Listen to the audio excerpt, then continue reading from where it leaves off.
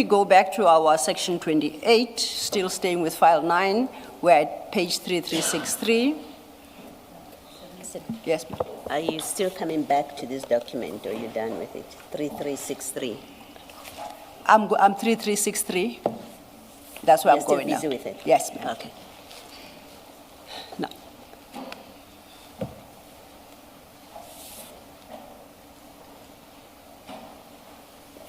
Thank you. You're most welcome. Staying then with 3363. If we say this, what we are dealing with at 3363, in my reading, is much like the Mukwele matter. Items 1 to 5. These seems like what the documents requested relate all to the employment and recruitment of General Khumalo. And you remember the exercise that Commissioner Khumalo took you through to establish that the employment of Brigadier Mukwele, absent any unlawfulness and fraud and corruption, is purely an employment matter and doesn't fall within the mandate of. Good. And my proposition to you is similarly here. Which is what I had Yes. alluded to previously, must then be dealt with differently. Which then would mean the requested information from items 1 to 5 ought not to be part of the section 28. Correct. Now, my interest really lies in items 6 and 7. Before you do item 6 and 7. Yes, ma'am. Item 2, you're seeking a list of all provincial heads and section heads, major generals in crime intelligence. You want their performance assessments for 2022, I think you meant 2023.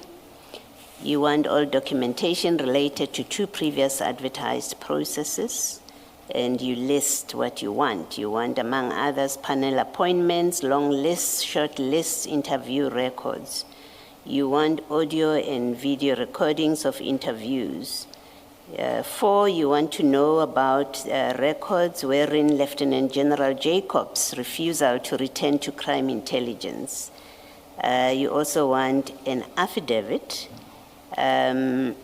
indicating whether Lieutenant General Jacobs has any civil or labor proceedings pending regarding his temporary transfer as Divisional Commissioner of Crime Intelligence. 2 questions. Where in the section 27 do these come from? That there are issues about performance assessment, that there are issues about provincial heads and section heads, that there are issues about Lieutenant General Jacobs. That's the first question. Where in your section 27 does this come from? That's the first question.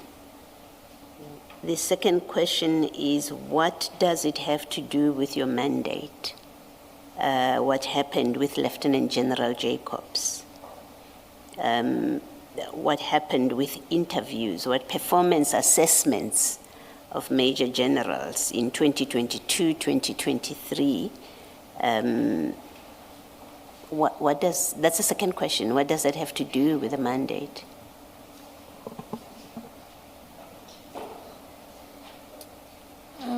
So you can answer the first question, which is where do this looking at the section 27 of Mr. Adams, the one that's before us, where does these questions come from?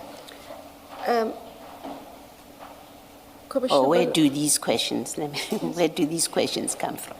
Yes.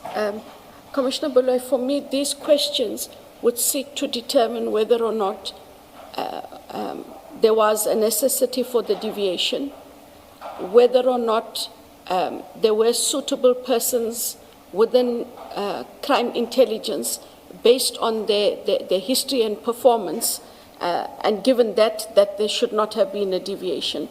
And the allegation then that there was corruption and fraud in how these processes were run. That is how I took it to read. Well, Mr. Adams doesn't say anything about performance assessments. He says the appointment of General Kumalo, who did not qualify to be appointed, and other generals, and he doesn't say who. You sign off on a summons that requires information of provincial heads and section heads. You want the performance assessments. I don't see how that arises from Mr. Adams's affidavit. You can go and read paragraph 5 again. Even the supplementaries, I don't see where this comes from.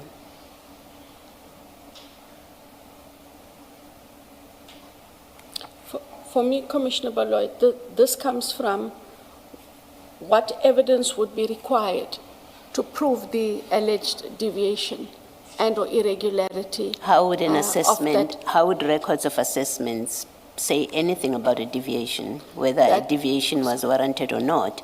You look at the memorandum that justified the request for a deviation and the approval, and that's what you assess. Performance assessments have nothing to do with it, unless I don't know how things work in government. No, I don't dispute that you don't. Yes. What I'm saying is it would have given a better picture of whether or not there were other suitable candidates within the ambit of crime intelligence, and that you would therefore not have had to deviate, but could have gone on the normal process of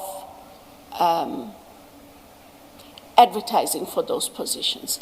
Yeah, and that would make the Sorry.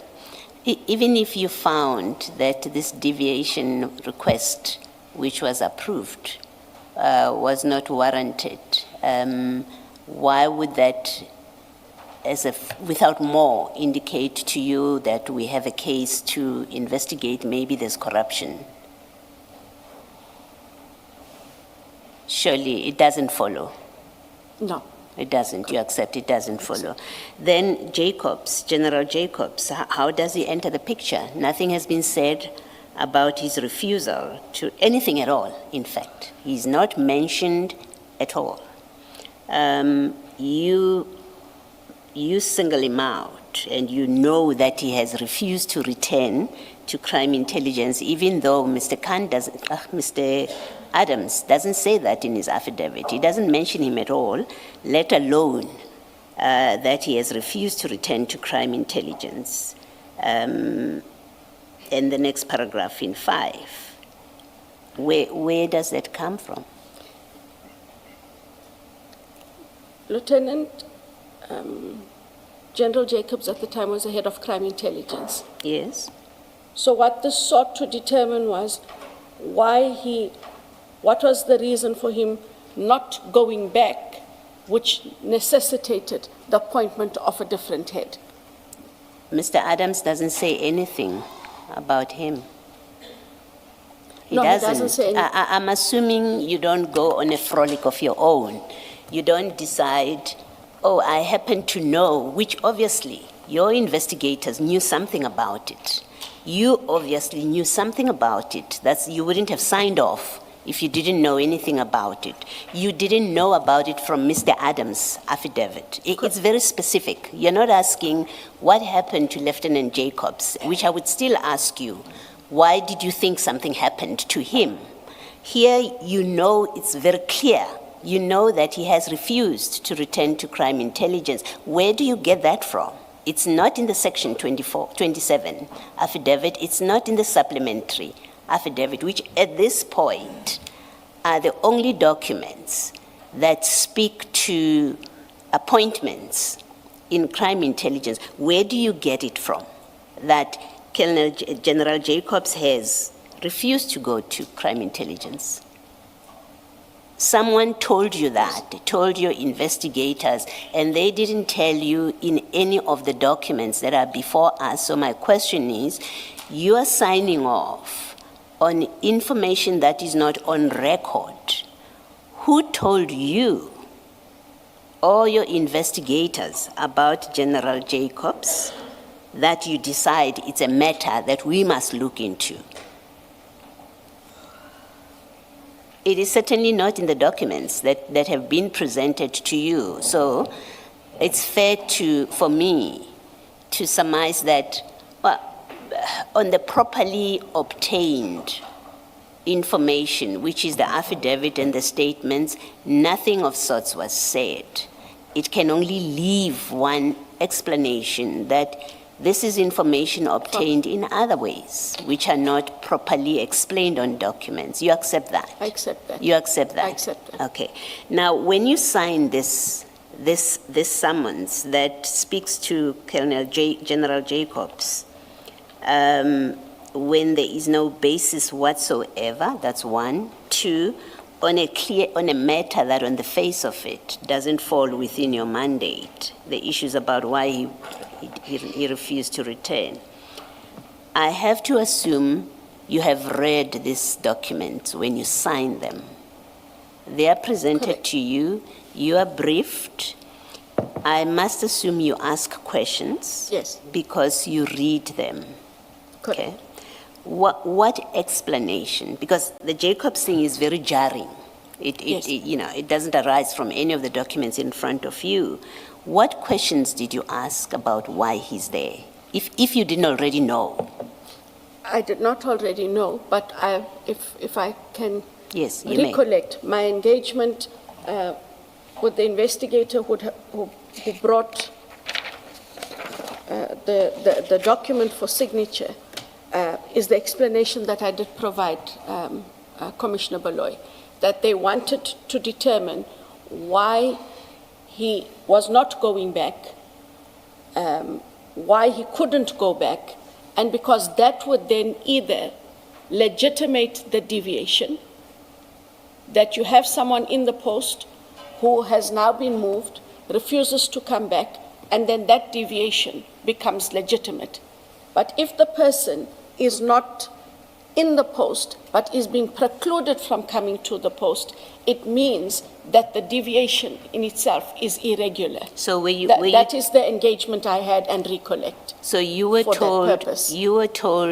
we are looking into the Jacobs matter because we have been informed that he's precluded returning into his post. Is that what you were told? Yes, and that is why there have to be this deviation of an appointment of Lieutenant General Khumalo. And the investigator who presents this to you and tells you this is whom amongst your investigators? I'm sure they didn't come as a team. Someone presents this summons to you. Who does? And who tells you that?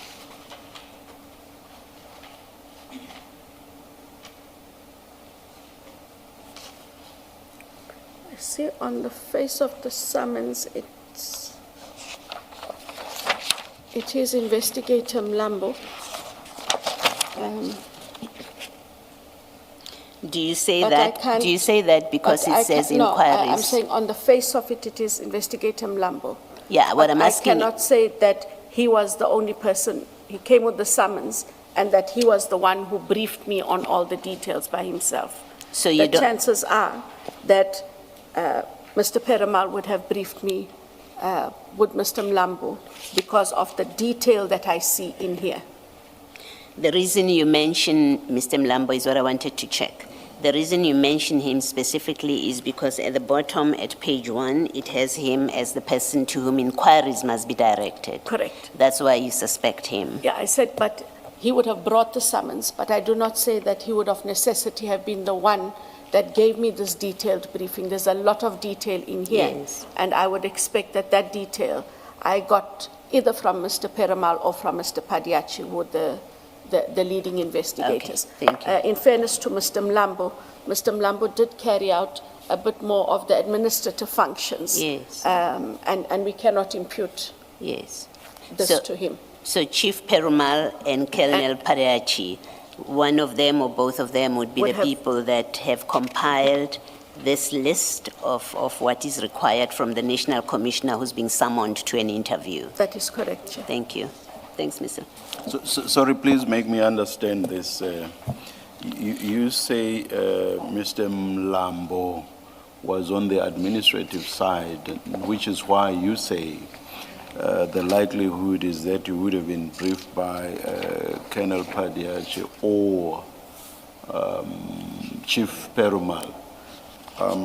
Looking at the foot of this page, 3361, against inquiries where Mr. Mlambo's name appears, it says senior investigator. Yes. Make me understand why you say Mr. Mlambo was on the administrative side and therefore would not have been the one briefing you, even though this says he is a senior investigator. On these documents, so what they would do is, when there were summonses, they gave it to a central point. That was his duty. But he had other investigative duties where he took statements, engaged with witnesses, and so on in the other legs of the investigation. On this summons exercise, I use the word administrative exercise, but he's a senior investigator with senior investigative duties that he does conduct, has conducted, and as part of the taskings of everything else in the team. All right, thank you. If I created the impression that he was an admin person with the rank of senior investigator, that is incorrect. All right, thank you. Thank you, Chair. Thank you, Commissioners. Just on the last issue about Lieutenant General Jacobs, you said he being precluded from returning to the position he was acting in. That's what you're investigating. Then I don't understand your point 4, because at point 4 you specifically reference his refusal to return. How does his refusal to return convert to him being precluded from returning? Item 4? Yes. So what I did indicate, Council, is we needed to determine whether he was precluded from returning. Did he refuse to return? Because if there is documentation where he refuses to return, then that deviation has to go on. If there's documentation where he has been precluded, which is paragraph 5, if you have the civil or labor proceedings pending, that precludes him from going back to that position. And they could then also make the decision on whether or not the deviation must proceed. So there must have been a theory that Lieutenant General Jacobs refused to return. There must have been that You were theory. aware of that theory. That is what I'm And giving now you are feedback testing on. the truthfulness of that theory. Correct. Okay. By using a section 28 of NPA as IDAC. Okay. I had invited us then to go to item 6. Item 6 on the same summons reads, original documentary files and applications for promotions of the commanders and members of political killing task team through deviation. You recall when we were considering the supplementary affidavit Of the PKTT. of the 6th of January, you indicated that you learned for the first time in this commission yesterday that there was a complaint regarding PKTT. Yes. And that there were investigations. Yes. But on the 3rd of April 2025, you signed off a summons inquiring into promotions of commanders and members of the PKTT through deviation. How does Correct. that come about? Firstly, it would suggest that you were aware that PKTT was under investigation or inquiry. You have to be aware for item 6 to make sense. I've been made aware. In the briefing for the summons, I would have been made aware. Yes, but so then when we deal with the supplementary affidavit of Mr. Adams of the 6th of January 2025, you said earlier that you learned for the first time in this commission that the PKTT was even under any investigation or inquiry. Correct. Please In reconcile terms the of, two for me. sorry. No, so, please reconcile the two for me, because I had understood that it was a discovery for you yesterday that PKTT was ever being looked into by IDAC in any form. In But the affidavit, yes. I had not seen that in the No, no, no, affidavit. no. I had not seen that Let me in clarify, the... let me clarify my question. We looked at the section 27 as has been provided to us. You and I agreed that it doesn't reference PKTT. Correct. We looked at the supplementary statement by Mr. Adams dated the 6th of January 2025 as commissioned by investigator Rapesu, the one specifically dealing with PKTT. And you informed the commissioners that you learned for the first time in this commission, and to be precise, yesterday, that the PKTT in any form was even a subject of inquiry by IDAC. That's what you said this morning, just barely an hour ago, that you learned for the first time Correct. yesterday.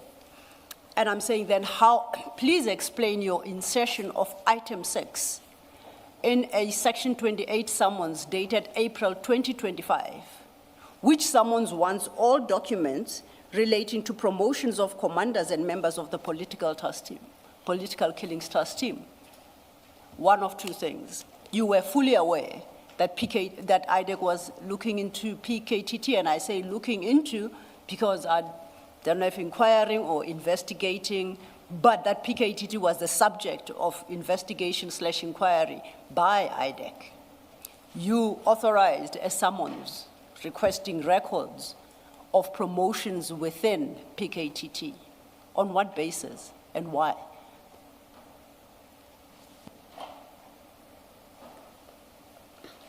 So when I look, it is exactly as I said yesterday and earlier.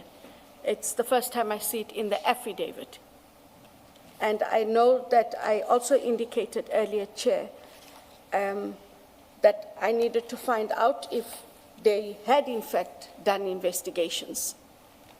When I look at the Section 28 subpoena, as I've indicated, Chair, given the detail of information that is in here, I would have been informed by one of the two investigators that they needed this.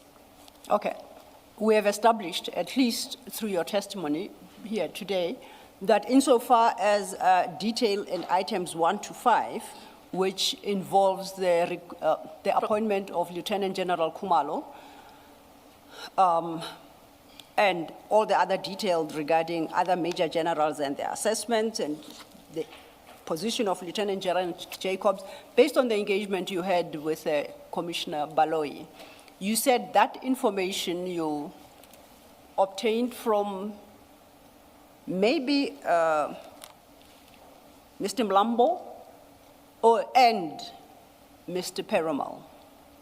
Where did you obtain the issue? The PKTT issue is so divorced completely from what is required in terms of 1 to 5.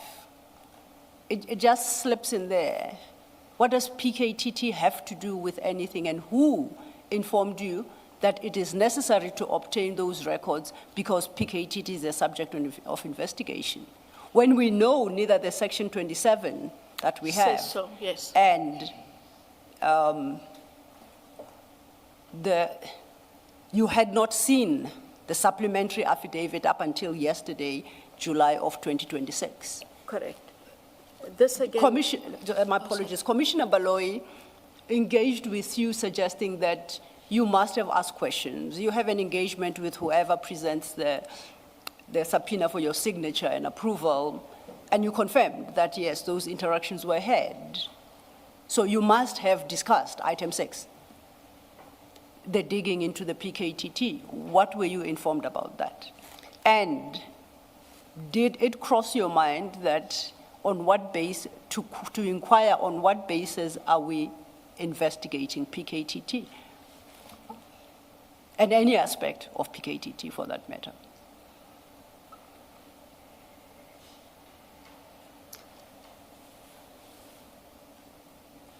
The questions from what I can recall, Chair and Commissioners, is it related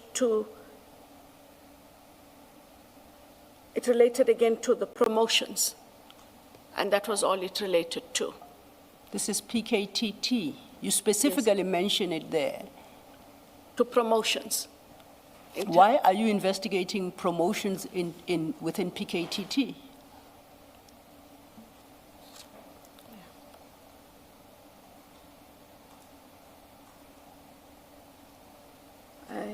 can honestly not recall asking them about the PKTT as the PKTT. I would have asked questions around the applications, wouldn't have asked about the PKTT. The original documentation, file and applications for promotions of the commanders, for me, dealt with the issue of the promotions we were dealing with. It says commanders and members, so it's not limited to commanders. It says commanders and members. And if I may add, not of SAPS, but specifically of PKTT. So you can't divorce that No, you entire inquiry from PKTT. So what this means is that IDAC was looking at the entire membership of the PKTT, and the question is why? Why was IDAC investigating promotions and appointments in the PKTT? What was IDAC's interest in the PKTT?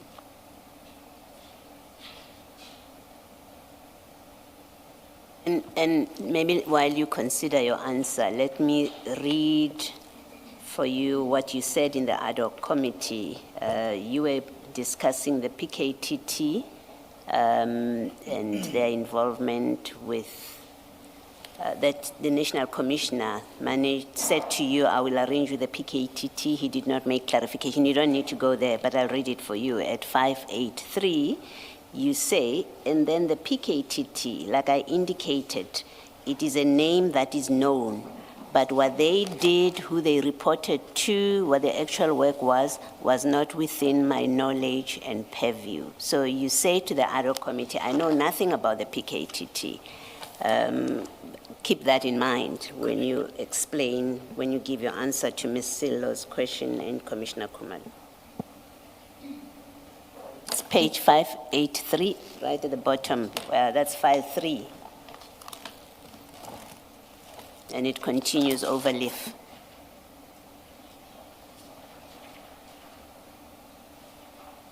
And if I may perhaps broaden precisely that point, at 583, please read your entire response. Consider that, where you say you were in, Advocate Arendse asked you, when did it first come to your knowledge of the existing of this task team, I guess the existence of this task team?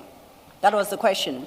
And you say, I indicated that when Lieutenant General Mkwanazi on the 6th of July indicated that IDAC had arrested a member of PKTT, we did not know what he was talking about because we had arrested Lieutenant General Kumalo. And then, what Commissioner Baloyi read out for you, which is the remainder of your own response.